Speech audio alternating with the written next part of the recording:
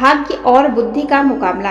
एक दिन एक स्थान पर भाग्य और बुद्धि की मुलाकात हो गई। दोनों बैठकर बातें करने लगे। बातें करते करते उनमें बहस छिड़ गई। भाग्य ने कहा, मैं बड़ा हूँ, अगर मैं साथ न दूँ तो आदमी कुछ नहीं कर सकता है। मैं जिसका साथ देता हूँ उसकी जिंदगी बदल जाती है, चाहे उसके पास बुद्धि हो या ना हो। बुद्धि ने कहा, बुद्धि के बिना किसी का भी काम नहीं चल सकता। बुद्धि ना हो तो केवल भाग्य से कुछ नहीं बनता। आखिर दोनों ने फैसला किया कि खाली बहस करने की बजाय अपनी अपनी शक्ति का प्रयोग करके देखते हैं, पता चल जाएगा कि कौन बड़ा है।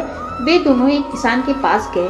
किसान बहुत ही गरीब था। वह अपनी कुटिया के बाहर बैठा अपनी किस्मत पर रो रहा था। भाग्य ने कहा, देखो, इस इंसान के पास बुद्धि नहीं है, मैं इसका भाग्य बदलता हूँ, यह खुशहाल और सुखी हो जाएगा, तुम्हारी जरूरत ही नहीं पड़ेगी। किसान की कुटिया के साथ ही उसका एकमात्र खेत था। उसने उसमें ज्वार बो रखी थी। बालियां आ ही रही थी। इस बार उसने बालियों को निकट से देखा। बालियों में ज्वार के स्थान पर भाग्य के प्रताप से मोती लगे थे। बुद्धिहीन किसान ने अपना माथा पीटा और कहा, अरे, इस बार तो सत्यानाश हो गया। ज्वार के स्थान पर यह पत्थर कंकड़ से भला क्या उगाए हैं। किसान रो ही रहा था कि उधर से उस राज्य का राजा और उसका मंत्री गुजरे। उन्होंने दूर से ही ज्वार की वह खेती देखी। मोतियों की चमक देखते ही वह पहचान गए। दोनों घोड़ा गाड़ी से उतरे और निकट से देखा तो वे सचमुच के मोती थे। दोनों बोले कि यह कितना धनी किसान है जिसके खेत में मोती ही मोती उगते हैं। मंत्री ने किसान से कहा, भाई, हम एक बाली तोड़कर ले जाएं। किसान बोला, एक क्या, 150 उखाड़ लो, पत्थर ही तो लगे हैं इनमें।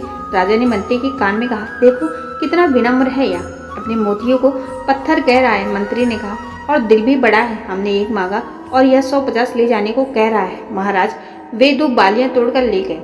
घोड़ा गाड़ी में बैठकर राजा ने मोतियों को हाथ में तोलते हुए कहा, मंत्री, हम राजकुमारी के लिए योग्य वर ढूंढ रहे थे ना, तो दूर क्यों जाएं? यह किसान जवान है, धनी है और कितना बड़ा दिल है, इसलिए तो मोतियों को पत्थर कहता है। क्या ख्याल है? मंत्री बोला, महाराज, आपने मेरे मुंह की बात छीन ली। मंत्री घोड़ा गाड़ी से उतरकर किसान के पास गया और किसान के हाथ पर एक सोने की मुद्रा रखकर कहा, युवक, हम तुम्हारा विवाह राजकुमारी से तय कर रहे हैं। किसान घबराया और बोला, नहीं मालिक, मैं एक निर्धन किसान हूँ। मंत्री समझा कि विनम्रता के कारण ही वह ऐसा कह रहा है। उन्होंने उसे उसके पेट पर थपथपा कर उसे चुप करा दिया। राजा के जाने के बाद किसान ने लोगों को बताया कि उसकी शादी राजकुमारी से तय हो गई है। सब हंसे।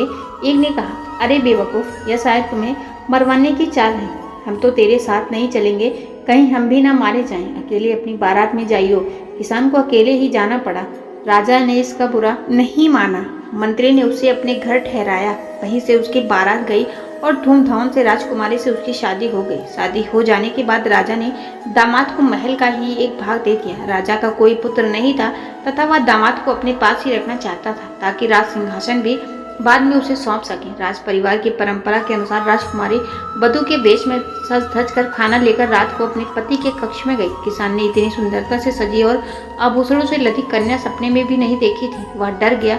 उसके मूर्ख दिमाग में अपनी दादी की बताई कहानी याद आ गई, जिसमें एक राक्षसी सुंदरी का वेश बनाकर गहनों से सजी धजी एक पुरुष को खा जाती है। उसने सोचा कि यह भी कोई राक्षसी है जो उसे खाने के लिए आई है। वह उठा और राजकुमारी को धक्का देकर गिराता हुआ चिल्लाता बाहर की ओर भागा। भागता भागता वह सीधे नदी के किनारे पहुंचा और नदी में कूद गया। उसने सोचा कि राक्षसी का पति होने से अच्छा मर जाना होगा। राजकुमारी के अपमान की बात सुनकर राजा आग बबूला हो गया। राजा के सिपाहियों ने किसान को डूबने से पहले ही बचा लिया।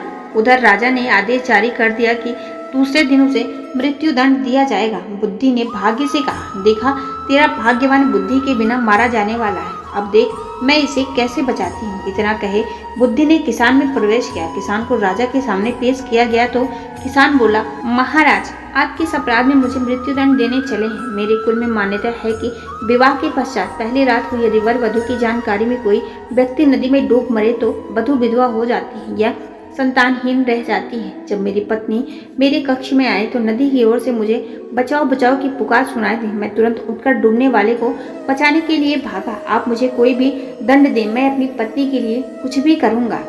उसकी बात सुनते ही राजा ने उठकर किसान को गले लगा लिया। पिता पुत्री ने लज्जित होकर अपने असंगत व्यवहार के लिए माफी मांगी और फिर तीनों खुशी खुशी महल के अंदर चले गए।